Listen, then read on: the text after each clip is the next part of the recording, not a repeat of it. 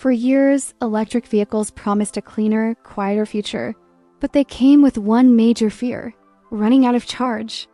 Now, a new type of vehicle is gaining attention around the world, one that combines electric driving with the security of a gasoline backup. They're called extended-range electric vehicles, and they may be the bridge between today's EVs and a fully electric future.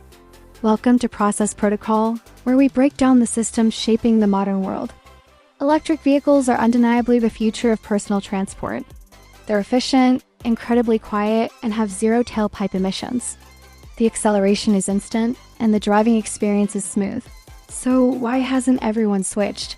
The reality is that for all their benefits, pure electric cars still face significant hurdles. The biggest one is range anxiety. That nagging fear of your battery dying far from home, with no charging station in sight. This isn't just a psychological issue. In many regions, especially outside of major urban centers, charging infrastructure is still sparse or unreliable.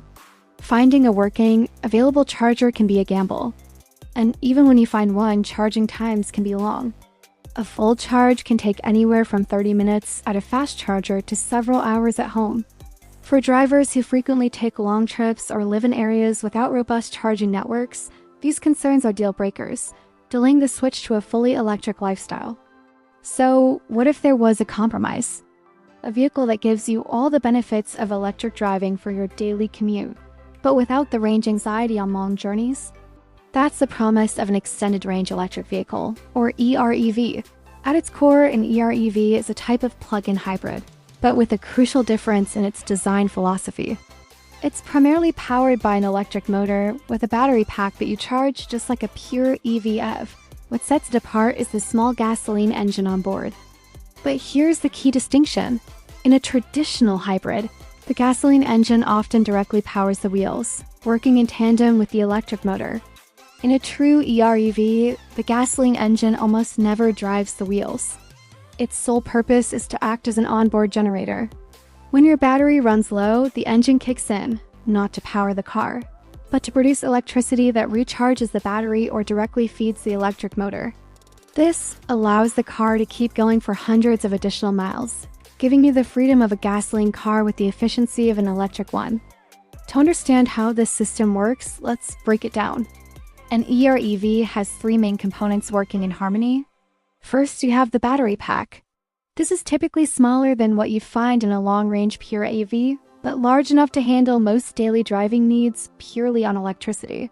For many people, that means they can commute to work, run errands, and drive around town without ever using a drop of gasoline. Second, you have the electric motor. This is the primary workhorse of the vehicle, responsible for actually turning the wheels and providing that smooth, instant torque that makes EVs so enjoyable to drive. Finally, there's the small internal combustion engine, the range extender. This is the vehicle's safety net. It's designed to operate at its most efficient speed to generate electricity. When you're driving on a long road trip and the battery's charge depletes to a certain level, the generator seamlessly and automatically activates.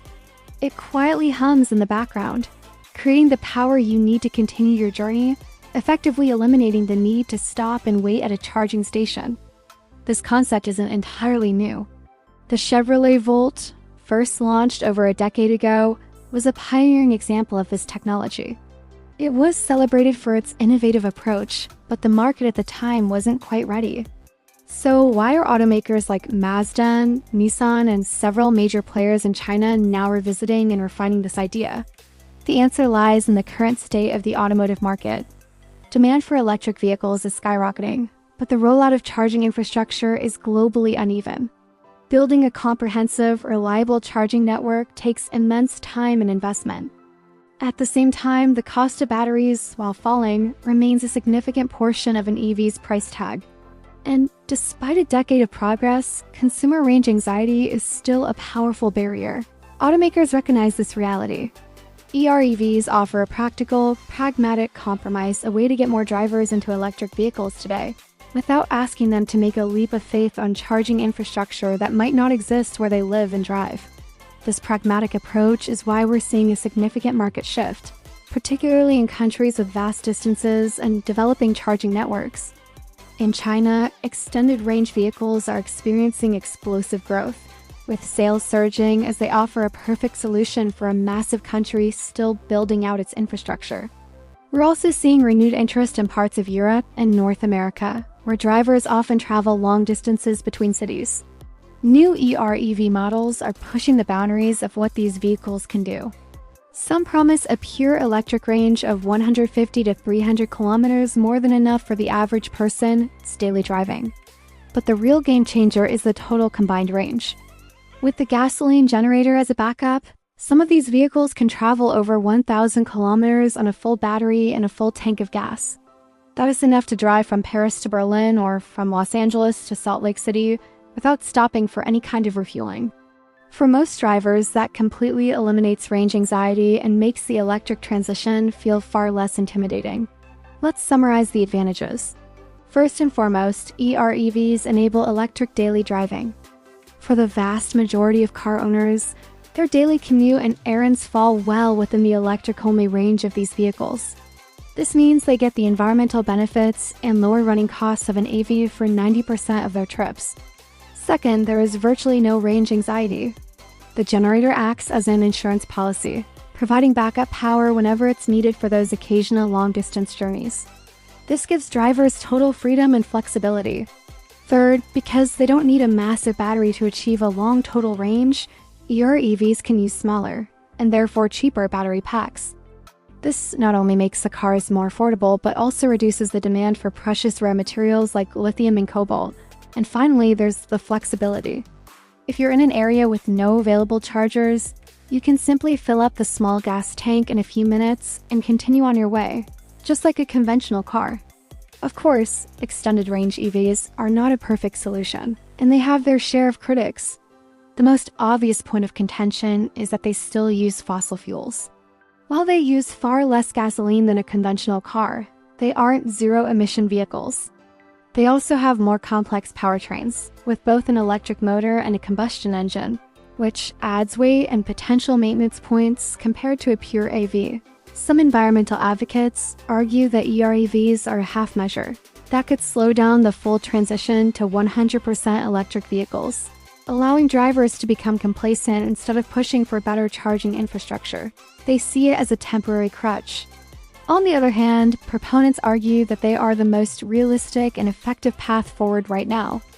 They believe that getting millions of drivers to do 90% of their driving on electricity is a much bigger win for the environment than waiting years for a handful of purists to go fully electric. History shows us that major technological shifts rarely happen overnight. They almost always pass through transitional phases and bridge technologies that make the new way of doing things more accessible to the masses. Think about the shift from steam to diesel locomotives, which didn't happen in a single leap. Or the transition from landline phones to the smartphones we use today, which was bridged by years of simpler cell phones and pagers. Even the way we consume media evolved from DVDs to streaming, with digital downloads serving as an intermediate step. In this same way, EREVs could be the critical bridge technology that connects the world of internal combustion engines to a fully electric future. They meet drivers where they are, addressing their real-world concerns while gently guiding them toward an electric-first mindset. So what does the future hold for extended-range EVs? As battery technology continues to improve and costs come down, their role will likely evolve. We might see future EREVs with even longer electric-only ranges, making the use of the gasoline generator an even rarer event. The generators themselves will become smaller, lighter, and more efficient. Some are even exploring the use of renewable fuels, like hydrogen or biofuels, to power the range extender, making them even cleaner. Ultimately, as charging networks become ubiquitous and battery technology makes a massive leap, pure electric vehicles will likely become the standard for everyone. But for the foreseeable future, extended-range EVs may be the key to solving one of the biggest barriers to EV adoption: confidence. They provide the psychological comfort and practical flexibility needed to convince millions more drivers to take the first step. The transition to electric mobility won't happen in a single step. It will happen through innovative technologies that make the shift easier, safer, and more practical for everyone. Extended-range electric vehicles may not be the final destination on our journey to a sustainable transportation system, but they could be the crucial bridge that gets us all there. If you want to understand the processes shaping technology, infrastructure, and the future of mobility, subscribe to Process Protocol. Because behind every innovation, there's a system driving it.